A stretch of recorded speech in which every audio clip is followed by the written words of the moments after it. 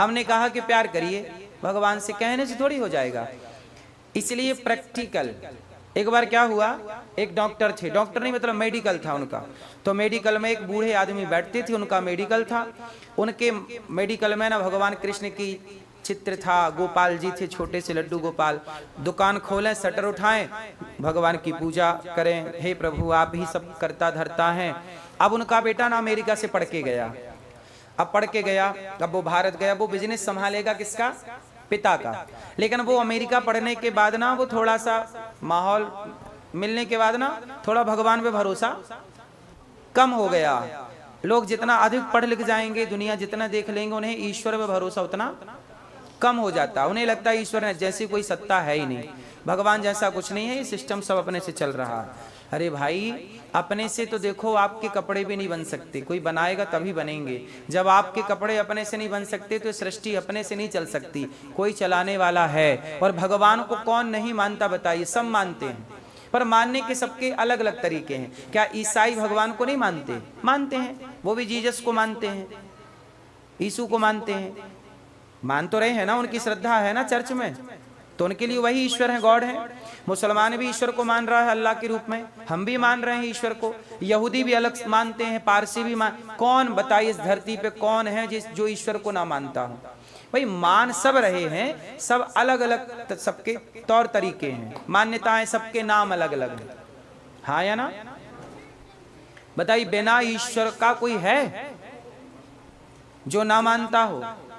फिर तो वो साहब ना ऐसा है कि जो ईश्वर को नहीं मानते ना, मैया चलो फ्रूटी पी लो पहलो, फिर सुनाएंगे तुम्हें कथा है। पी लो मारो एक एक पैक। अरे फ्रूटी का पैक बोल रहे हैं, दारू नहीं बोल रहे हैं।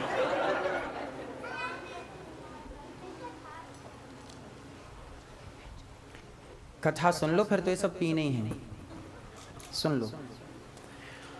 तो अब देखो तुम्हारी फ्रूटी के चक्कर में हम भूल गए।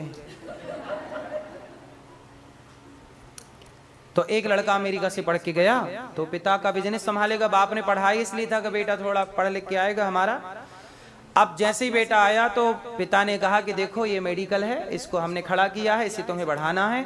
और ये सुनो, इस मेडिकल में, इस दुकान में अपने ये छोटे से जगह पे भगवान जी रखे हैं, गोपाल जी। रोज दुकान खोलो, पहले धूप बत्ती जलाओ और भगवान कृष्ण की पूजा करो। बेटा बोला पिताजी मैं मेडिकल संभालूंगा, मैं सब करूंगा, ये पूजा वूजा मेरे से नहीं होगी, मैं नहीं मानता ये भगवान भगवान को। क्या आप भी लगाए रहते हो, ये भगवान भगवान थोड़ी कुछ होते हैं। अरे बाप को लगा हे भगवान ये तो नास्तिक हो गया, पढ़ाने भेजा था ये तो नास्तिक हो गया। पर अब बाप तो बाप था बेचारा। सब तेरा हाथ है सावरे, जब तो मेरे साथ है सावरे, सर पे तेरा हाथ है। भगवान यदि साथ हैं तो फिर हाँ, मैं हार जाऊं ये कभी हो नहीं सकता, मैं हार जाऊं ये कभी हो नहीं सकता। बेटा अगर दुख में पिता सो नहीं सकता, बेटा अगर दुख में पिता सो नहीं सकता। किसी बाप का बेटा कष्ट में हो तो उस बाप को नींद आएगी?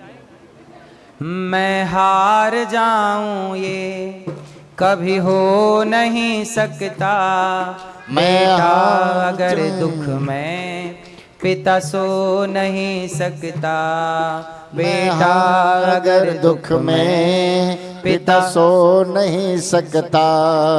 बेटे की हार तुम्हें बेटे स्वीकार नहीं होगी, बेटे की हार तुम्हें स्वीकार नहीं होगी। पूरा है भरोसा मेरी हार नहीं होगी, पूरा है भरोसा मेरी हार नहीं होगी। सांवरे जब तू मेरे साथ है सावरे सर पे तेरा हाथ है। तो भगवान यदि हमारे साथ हैं, हम उनके कौन हैं? बेटा, बच्चे। त्वमेव माता, तो हमारे माता पिता तो भगवान श्रीमन्नारायण है। फिर तो हम उनके बच्चे हैं और हम दुखी हैं तो हमारे पिता को नींद थोड़ी आएगी। तो हम एक्चुअली क्या, हम मानते नहीं है ना। आप लोग मानते नहीं है कि आप लोग कह तो देते हैं त्वमेव माता च पिता, त्वमेव माता पिता तुम मेरे, पर मान कौन रहा है अपना बाप भगवान को? मान कौन रहा है माँ अपने भगवान को? कोई मानने की बात है ना। कहने के लिए तो बहुत कह रहे हैं, कहने से थोड़ी हो जाता है। कहने से तो आप कह दीजिए कि आप राष्ट्रपति हैं यहाँ के, कहने से थोड़ी हो जाएंगे। तो कहने से कुछ भी कहते रहिए, मैं भगवान का भक्त हूँ, मैं भगवान का खूब, तो कहने से थोड़ी हो जाएगा। कहने से नहीं कोई भक्त हो जाता कि मैं कह दूं कि मैं भक्त हूं, हो गया। भक्त वही है जिसके अंदर भक्त वाले लक्षण हो। तो भगवान, तो पांचवी भक्ति क्या है? मंत्र जाप मम दृढ़ विश्वासा, छठदमशील विरत बहु कर्मा, निरत निरंतर सज्जन। सज्जन होना ये छठवीं भक्ति है। सातव सम मोहिमय जग देखा, सब में ईश्वर का दर्शन करना सातवीं भक्ति है। सब में किसका दर्शन करना? अच्छा ये बताओ, सब में भगवान होते हैं कि नहीं होते हैं? सही बताओ। हाँ, तो फिर गधे की पूजा क्यों नहीं करते?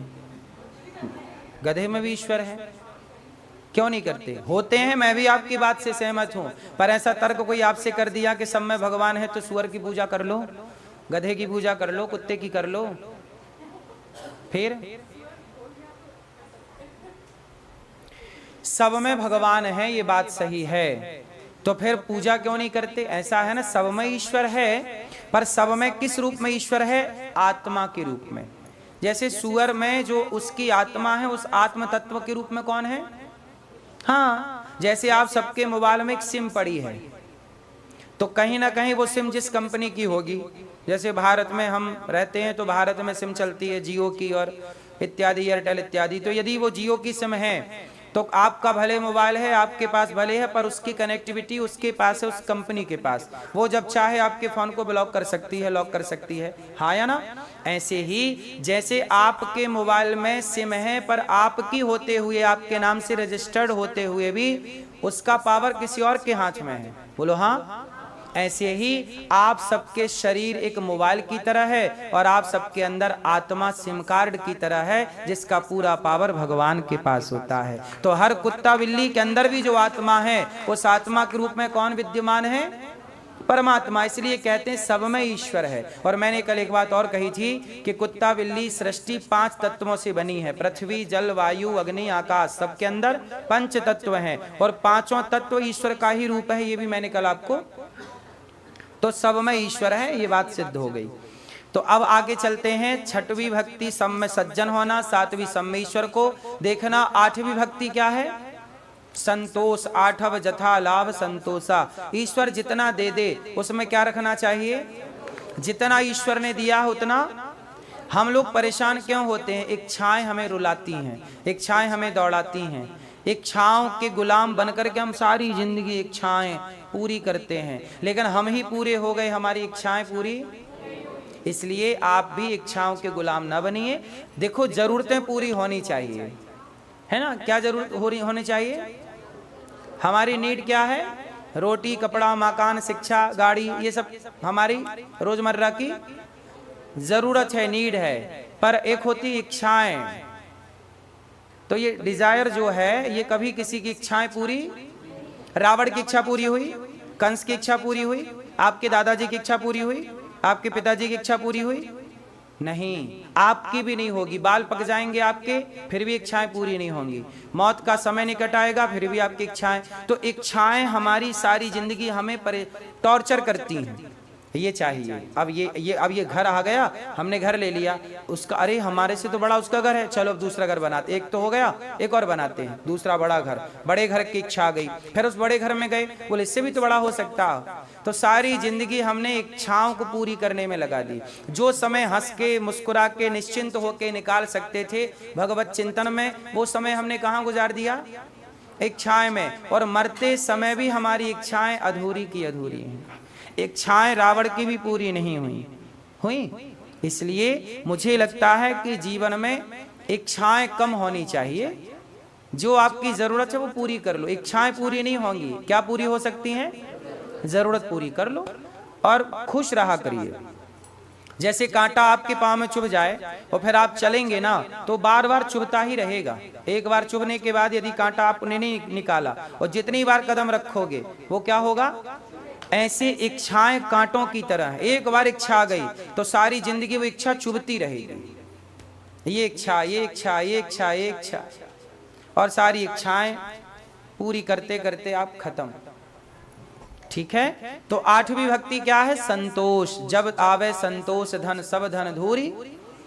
नौवीं भक्ति है नौवीं भक्ति। अब बताओ नौवीं भक्ति क्या है? नवम सरल सब सन छल हीना मम भरोसे ही हरस न दीना। नौवीं भक्ति है भगवान में भरोसा करना, पूर्ण समर्पण। अपने को उठाओ और भगवान के चरणों में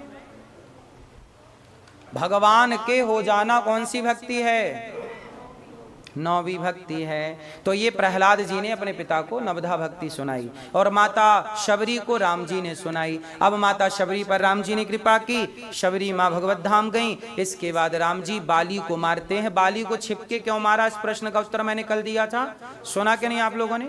सुन लिया। तो बाली को मारा, राम जी आगे बढ़े, बाली को मार के सुग्रीव से मित्रता की। अच्छा, सुग्रीव से मित्रता करने के बाद राम जी हनुमान जी को लंका भेजते हैं।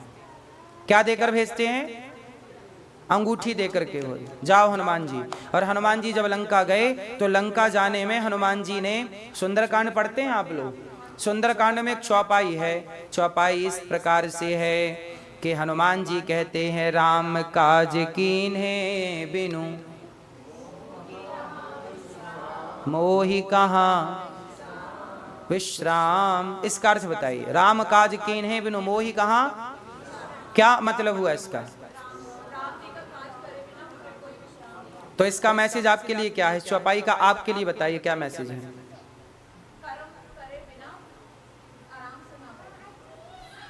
आपके लिए क्या मैसेज है चौपाई से? शास्त्रों, आप लोगों ने क्या किया? सुंदरकांड का चलो पाठ करते हैं। पाठ किया, जय जामवंत के वचन सुहाए सुनिए हनुमंत हृदय तो भाई तब लग मोहि परिकहूं तुम सही दुगंध। ये पाठ हो गया। आप लोगों ने पाठ किए हैं, आपने उसमें लिखी बातों को चरितार्थ नहीं किया। हमारे सनातन में ये गलती हो गई कि लोगों ने पाठ करना स्टार्ट कर दिया। चलो गीता का पाठ करते हैं। अरे गीता का पाठ नहीं, गीता में जो लिखा है उसे उतारो, उसे जियो, उसे जीवन में चरितार्थ करो, प्रैक्टिकल करो। परंतु हम लोगों ने पाठ, चलो पाठ करते, चलो टाइम मिला सुंदरकांड का 100 बार पाठ कर लिया सुंदरकांड का, और समझ में आई कुछ ना, चले कुछ भी ना। तो पाठ करने से क्या होगा? समझो ना, हमारे शास्त्र ये नहीं कहते कि तुम शास्त्रों का पाठ करो, शास्त्र पर जियो, शास्त्र को जीवन में उतारो।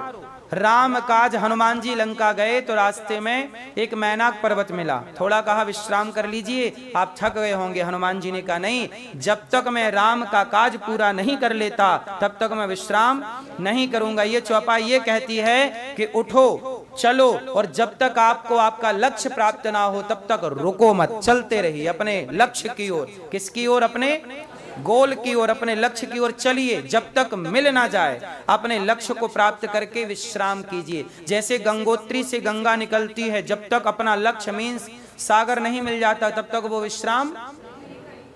और हम लोग हैं दिन में 10 घंटे 5 घंटे सो जाते हैं। यहाँ तो आप लोग कम सोते होंगे क्योंकि यहाँ तो काम करेंगे नहीं तो खाएंगे क्या। वैसे भारत अमीर है कि अमेरिका अमीर है? भारत में कोई काम ना करे तो भी भूखा नहीं मरेगा, यहाँ ना करो तो आप भूखे मर जाओगे। तो बताओ अमीर कौन है? भारत में रोटी सस्ती है, यहाँ रोटी फिर, इसलिए हाँ यहाँ पानी भी महंगा है। तो कहने का अर्थ ये है कि आज भी हमारा भारत मानवता की रक्षा के लिए पूरी दुनिया में सबसे श्रेष्ठ है, जहां मानवता की रक्षा है, जहां व्यक्ति कुछ भी काम नहीं करता, 500 रुपए 1000 रुपए भी कमा लेता है ना, उससे भी उसका गुजारा। और यहां आप नहीं कमाएंगे तो आपका गुजारा ये बात सही है कि गलत है? फिर इसका अर्थ ये है कि मानवता सुरक्षित कहाँ है? इसलिए भारत में ही भगवान ने अवतार लिए हैं। ठीक है, आप लोग यहाँ हैं, काम जरूर करिए, पर मैंने केवल बात कही कि अपने मातृभूमि के प्रति गर्व रखिएगा। क्या रखिएगा? हमें गर्व होना चाहिए कि हम ये बातें हमने केवल इसलिए बताई। चलिए, तो भगवान राम ने अब कौन सी लीला की?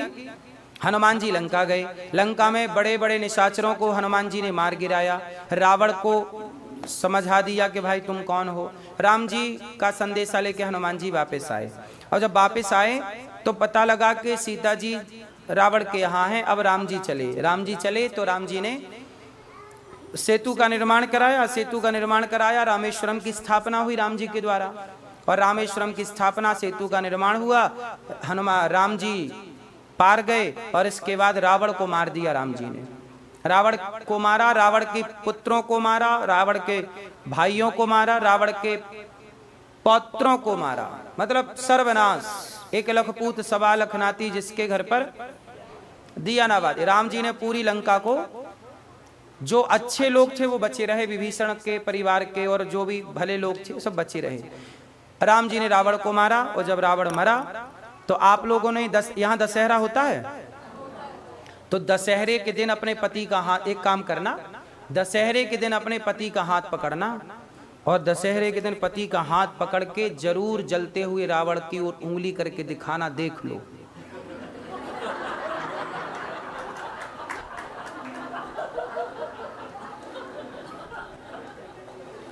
देख लो और बताओ कि ये क्यों जल रहा है।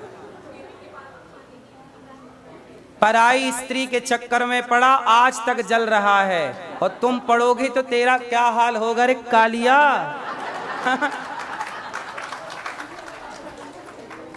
तो रावण यदि पराई के चक्कर में पड़ा तो आज तक जल रहा है, बोलो हाँ, युगों बाद।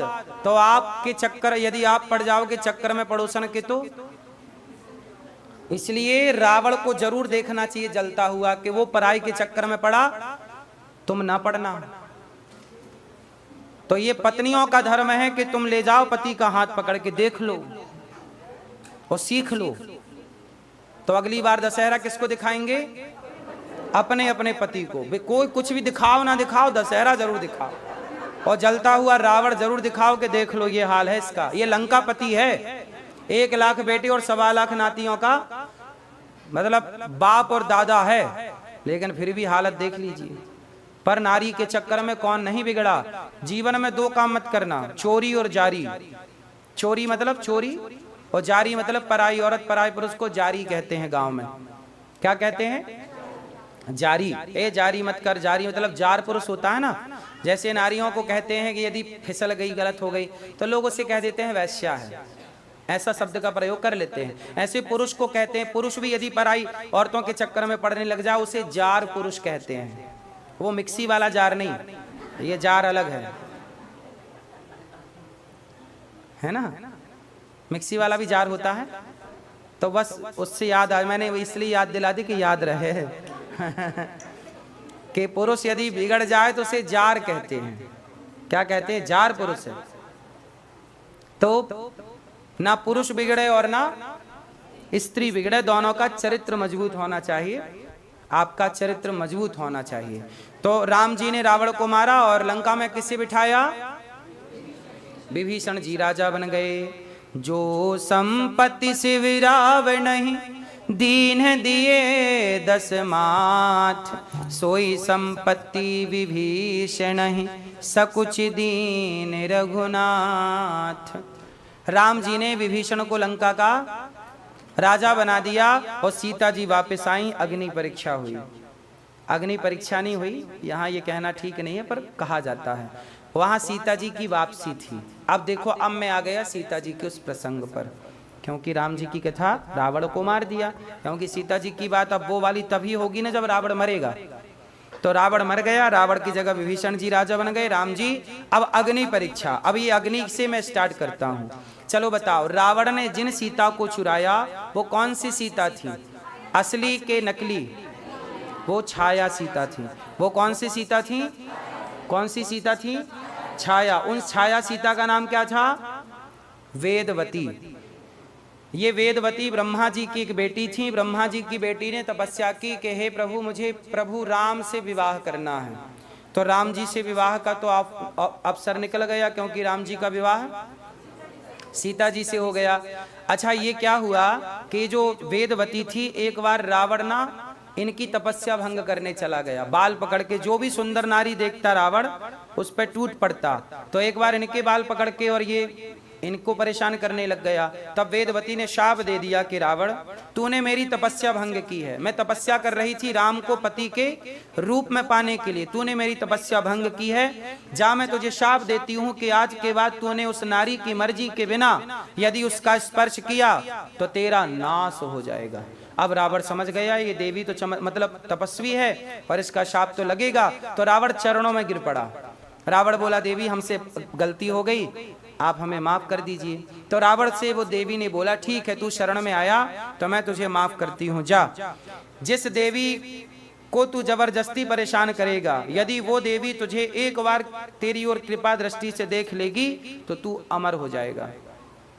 इसलिए आपने सुंदरकांड में एक चौपाई याद की होगी, पढ़ा होगा।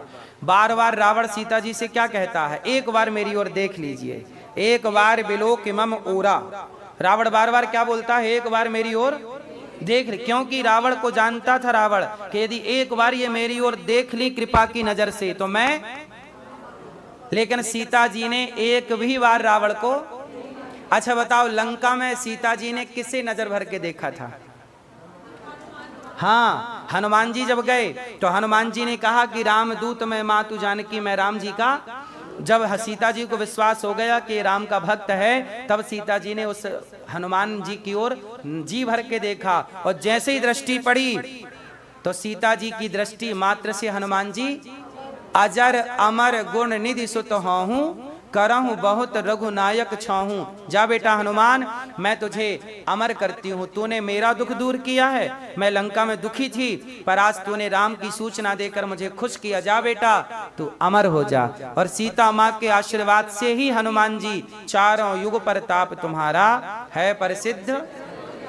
तो हनुमान जी चारों युगों में जीवित हैं या जिंदा हैं या अमर हैं? तो किसके बल से? तो सीता माँ एक बार जिसे देख लेती हैं वो। तो रावण कहता था एक बार बिलोकिमम ओरा, एक बार बिलोकिमम ओरा। तृणधर योट कहत वैदेही। तिनके का सीता जी क्या लेती? एक तिनका। और तिनके को देखकर रावण से बात करती, डायरेक्ट रावण से बात। तो ये नारी का चरित्र है कि पर पुरुष से बात करती है तो नजर में मिला कर नहीं बात करती। ये भी एक स्वभाव है। तो इस तरह से रावण ने सीता जी को बार बार कहा, पर अच्छा वो वेदवती जो थी वो शाप तो दे चुकी थी। अब हुआ क्या कि जब राम जी का लीला का टाइम आया, सीता जी को कहा कि आप अग्नि में प्रवेश कर लीजिए, अब मुझे कुछ लीला करनी है। तो असली सीता कहाँ प्रवेश कर गई? अग्नि में, सुरक्षित। तो अब सीता जी के रूप में आए कौन? भाई कोई तो अभिनय करेगा। तब वो वेदवती, वही वेदवती जिसके बाल रावण ने पकड़े थे और रावण को जिन्होंने शाप दिया था, उन वेदवती को राम जी ने आवाहन किया कि आओ आपको। अच्छा वो चाहती भी क्या थी कि मैं राम की पत्नी बनूं। तो राम जी ने कहा अभी पत्नी तो आप नहीं बनेंगी, पर मेरी पत्नी की भूमिका में आप आइए। तो पत्नी की भूमिका में वेदवती आ गई, जिनको आप लोग छाया सीता कहते हैं। कौन आ गई?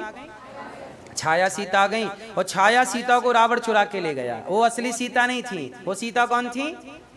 नकली। अरे नकली सीता थी इसलिए ना नकली मृग में मोहित हो गई सोने के मृग में। असली सीता होती तो सोने के मृग में मोहित होती नहीं। वो नकली सीता भी नकली थी और सोने का मृग भी, तो दोनों नकली नकली हो गया। तो सीता जी को रावण ले गया। अच्छा रावण जब ले गया और जब सीता जी की वापसी हुई, मतलब वापसी कब हुई? सीता माँ अग्नि से, रावण मर गया, सीता माँ को अग्नि से निकाला। और जैसे ही अग्नि से निकाला तो ये जो वेदवती सीता थी ये राम जी के पांव में गिर पड़ी। प्रभु ये बताइए कि मैं आपकी पत्नी कब बनूंगी? राम जी बोले बन तो गई पत्नी। बोले जैसे ही पत्नी बनी मैं आपसे दूर हो गई, रावण चुरा के ले गया। मैं आपकी सेवा नहीं कर पाई, मैं आपका स्पर्श नहीं कर पाई, मैं आपको देख नहीं पाई। मतलब एक पत्नी होने का जो सौभाग्य होना मिलना चाहिए वो मुझे। तो आप बताइए कि आप मुझे पत्नी के रूप में कब स्वीकार करेंगे? अब राम जी बोले अभी तो मेरी सीता है, पर आप कह रही हो तो मैं आपको कलयुग में मिलूंगा। कब मिलूंगा? देखो त्रेता की बात है और भगवान प्रॉमिस कब का कर रहे हैं? कलयुग में।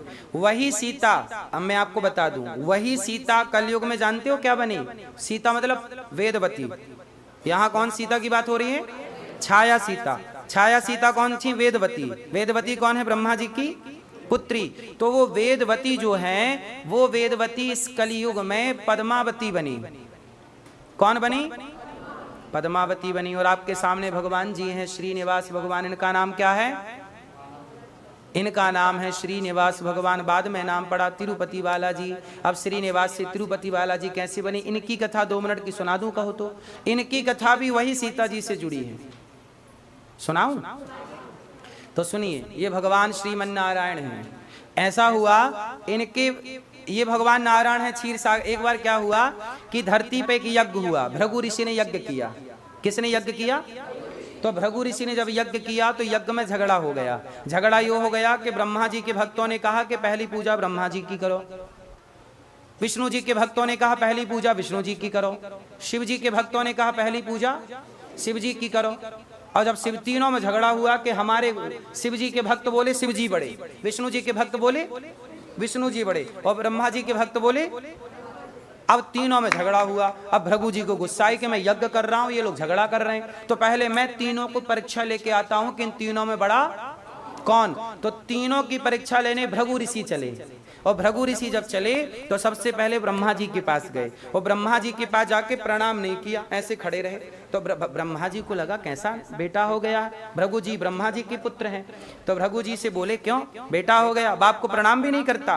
भृगु जी बोले देखो आपको बात बात में गुस्सा बहुत आती है, इसलिए आपकी प्रथम पूजा नहीं होनी चाहिए। आप बहुत गुस्सैल हैं, नाक में धरा रहता है गुस्सा, जरा प्रणाम नहीं करे तो गुस्सा आ गया, ये कोई बात होती है, हैं? तो भृगु जी बोले आप लिस्ट से बाहर हैं। शंकर जी के पास गए। शंकर जी के पास गए, शंकर जी बोले आइए भृगु जी आइए, आपको गले लगा लूं। तो भृगु जी ने कहा नहीं नहीं, हमें आपके गले नहीं लगना। तो शंकर जी भी थोड़ा गुस्सा हो गए। शंकर जी को भी थोड़ा गुस्सा ही जाता है ना। कामदेव तीसरी आंख खुल गई कई बार, मतलब कई बार का एक ही बार खुली, पर गुस्से की बात है। तो भृगु जी ने कहा कि आपने गुस्सा कर लिया, आप भी हमारी लिस्ट से बाहर हैं, आप भी बहुत गुस्सा करते हैं। अब आई भृगु जी को गुस्सा कि भाई हम तो सोच रहे थे ये बड़े हैं, पर ये तो गुस्सा बहुत करते हैं, ये काहे के बड़े। अब भृगु जी को गुस्सा आई। भृगु जी बोले चलते हैं विष्णु जी के पास। तो विष्णु जी लेटे थे, लक्ष्मी जी उनके चरण दबा रही। तो भृगु जी बोले वाह, आप करते धरते तो कुछ हो नहीं, पत्नी से पांव दबाते रहते हो। तो भृगु जी को गुस्सा आई और भृगु जी ने गुस्से में भगवान नारायण की छाती पर एक लात मारा। अब देखिएगा, भगवान ने छाती पर, भृगु जी ने छाती पर एक लात जमाई। और जब एक लात मारी तो छाती पर लात किसे लगी? लक्ष्मी जी को, क्योंकि भगवान नारायण की छाती पर किसका वास है? हृदय में किसका वास है? लक्ष्मी जी। और जब लक्ष्मी जी को लगी तो हुआ क्या, लक्ष्मी जी हो गई नाराज। अब किससे नाराज हुई? नहीं, भृगु जी से नहीं, भगवान विष्णु से। क्या आप हमें लात पड़वा रहे हो बैठे बैठे?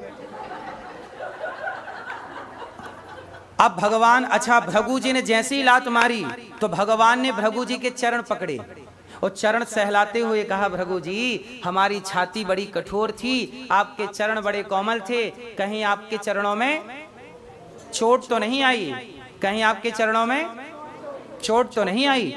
जब ये कहा तो भृगु जी रोने लग गए कि प्रभु मैंने आपको लात मारा और आपको गुस्सा आने की जगह आप मेरे से पूछते हैं कि आपके पाँव में चोट तो नहीं लगी। तब भृगु जी चरणों में गिर पड़े और घोषणा कर दी कि प्रथम पूज्य भगवान विष्णु हैं।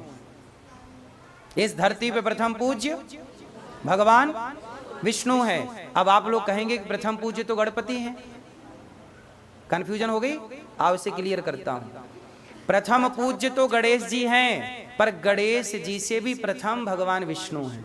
कैसे? चलो, जब भी आप कोई संकल्प पढ़ते हैं आप गणेश जी की पूजा करिए। तो गणेश जी की पूजा जब करेंगे तो पंडित जी हाथ में सबसे पहले कुसा, अक्षत, हल्दी और सुपारी रख के सबसे पहले क्या बोलते हैं?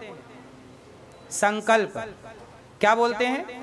और संकल्प में 3 बार सबसे पहले किसका नाम लिया जाता है? विष्णु विष्णु विष्णु श्रीमद् भगवते महापुरुषस्य विष्णु राज्ञा प्रवर्तमान सद्य ब्राह्मण द्वितीय परार्धे। पूरा संकल्प जब बोला जाएगा तो प्रथम नाम किसका बोला जाएगा? 3 बार क्या बोलिए? विष्णु विष्णु विष्णु। आप गणेश जी की पूजा करिए, जो भी आप गणेश जी का यज्ञ करिए, उस यज्ञ में भी जब संकल्प होगा तो पहला नाम आप शिव जी का यज्ञ करिए, और शिव जी का यज्ञ करिए, जो भी संकल्प होगा पहला नाम विष्णु 3 बार बोला जाएगा। विष्णु विष्णु विष्णु बोलिए। क्या बोला जाएगा? हाँ, यहीं से संकल्प स्टार्ट। कोई भी पूजा करिए, आप सत्यनारायण भगवान की कथा कराते हैं, उस समय भी जैसे गणेश जी की पूजा होती है, तो गणेश जी की पूजा से पहले क्या होता है? संकल्प होता है। क्या होता है? वो संकल्प में प्रथम नाम किसका होता है? विष्णु विष्णु विष्णु। वो शुद्धि के लिए होता है। अच्युताय नमः, केशवाय नमः, गोविंद अपवित्र पवित्रो वा सर्वावस्थान गतो विवा, वो शुद्धि के लिए है। पर ये सबसे पहले क्या होता है? संकल्प। याद कर लीजिए, क्या होता है? कोई भी अनुष्ठान होगा पहले क्या होता है? जब भगवान ने, वामन भगवान ने राजा बलि से 3 पग भूमि मांगी, तो राजा बलि ने बोला मैं देता हूं, लेकिन भगवान बोले नहीं, पहले संकल्प लो। पहले क्या लो? तो पहले क्या दिलाया? हाँ, पहले संकल्प। तो पहले कोई भी कार्य के पहले, तो वो संकल्प में पहले नाम किसका? 3 बार विष्णु विष्णु विष्णु। तो यही है प्रथम पूज्य भगवान श्रीमन नारायण। तो अब देखो भगवान, अब भृगु जी को तो कंफर्म हो गया पहले पूजा, इसलिए इस कलयुग में ब्रह्मा जी की पूजा नहीं है, केवल पुष्कर में है। ब्रह्मा जी का कोई मंदिर नहीं है, केवल पुष्कर में। हाँ, अच्छा, शंकर जी जो हैं, शंकर जी जब काशी में कोई मरता है तो शंकर जी काशी में मरने वाले को मुक्त करते हैं। काशी में मरने वाले की मुक्ति होती है। पर मुक्ति होती तो है, पर मुक्ति देता कौन है? कौन देता है? भगवान शिव। ये बात रामचरितमानस में लिखी है ऑन रिकॉर्ड कि जासु नाम बल शंकर काशी, देत सवहि सम गति अविनाशी। जब काशी में कोई मरता है तो शंकर जी खुद आकर मरने वाले के कान में राम राम बोलते हैं। तो राम कौन है? विष्णु। तो क्लियर है। तो प्रथम पूज्य कौन? भृगु। इसमें अच्छा, आपने देखा होगा आपके घर में गोपाल जी हैं। गोपाल जी को ध्यान से देखना, उनकी छाती में के लात का निशान होगा, पांव का है, वो पांव का निशान भृगु जी का है। वही भृगु जी ने जो लात छाती पे मारी, तो भगवान की छाती पे जब लात पड़ी तो भगवान, आज भी गोपाल जी के भगवान के छाती पे चरण का निशान होता है, वो भृगु जी का निशान है, अर्थात भृगु जी के पांव छप गए। अब लक्ष्मी जी हो गई नाराज।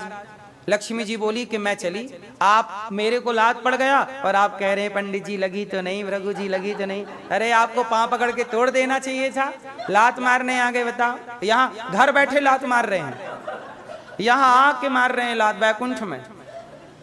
तो आप इतने दयालु हैं, अब हम नहीं रहेंगे आपके, आपने हमें लात पड़वा दिया। लक्ष्मी जी नाराज हो गई कि तुम्हारा भक्त हमें मार के चला गया, तुम्हारा भक्त हमें मार के चला गया।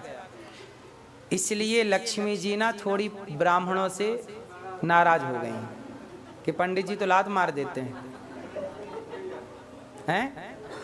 हाँ, भृगु जी ब्राह्मण थे, लात मार दी, नाराज हो गई। तो जब नाराज हो गई तो भृगु जी बोले प्रभु ये तो गड़बड़ हो गई, लक्ष्मी जी नाराज हो गई, अब हमारा कैसे यज्ञ होगा, क्योंकि यज्ञ भी बिना लक्ष्मी के नहीं होगा।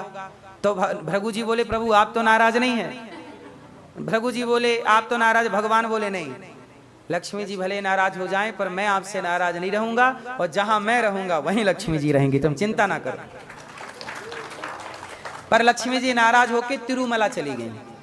कहां चली गई? तिरुमला, मतलब वेंकटेश भगवान जहां विराजे हैं उन्हें क्या, उस पर्वत को क्या कहते हैं? तिरुमला। तो लक्ष्मी जी नाराज होकर के तिरुमला चली गई। अच्छा, तिरुमला जब चली गई तो अब भगवान नारायण ना अकेले वैकुंठ खाली, घर खाली, लक्ष्मी जी नहीं, पत्नी नहीं, तो नाराज लक्ष्मी को मनाने चले भगवान। तो भगवान ने श्रीनिवास का अवतार लिया। वो देखना, अभी मैंने कथा कहाँ छोड़ी थी? राम ने क्या वचन दिया सीता, छाया सीता को कि मैं कलयुग में मिलूंगा। अब ये सारी कथा कलयुग की है, अब इसे ध्यान से सुनना। उस कथा से ये कथा लिंक है, तो मैंने पहले ये कथा समझाई, उसको वहीं छोड़ा, अब मैं उसको पकड़ता हूं। सीता जी जो छाया सीता थी वो पद्मावती बनकर प्रकट हुई, और पद्मावती को क्या वचन दिया कि मैं तुम्हें कलयुग में पति के रूप में, तो राम जी मतलब विष्णु, विष्णु मतलब राम, तो भगवान राम श्रीनिवास बने। नाम क्या पड़ा? श्री मतलब लक्ष्मी, लक्ष्मी का वास जिनके भीतर हो उन्हें श्रीनिवास कहते हैं। श्री का निवास यहाँ, श्री का निवास हृदय में, भगवान नारायण के हृदय में किसका वास? लक्ष्मी जी का ओरिजिनल नाम है श्री। लक्ष्मी जी का नाम क्या है? श्री, श्री जी। जैसे अयोध्या जी में कहते हैं श्री जी, तो श्री जी का मतलब होता है अयोध्या में सीता, और श्री जी का मतलब वृंदावन में होता है राधा, और श्री जी का मतलब दक्षिण में होता है लक्ष्मी। तो राधा सीता लक्ष्मी तीनों को श्री कहते हैं और तीनों एक हैं। अज्ञानवश लोग अलग अलग मान लेते हैं, अज्ञानवश। तो श्रीनिवास क्या नाम पड़ा भगवान जी का? श्रीनिवास नाम पड़ा। अब श्रीनिवास आए, लक्ष्मी कहाँ हो? लक्ष्मी कहाँ हो? नाराज ना हो, आओ हम तुम्हें मिठाई खिलाएंगे, नाराजगी छोड़ दो, तुम्हारे बिना बैकुंठ अधूरा है, चलो देवी मान जाओ, अब ना तुम्हें कोई लात मारेगा,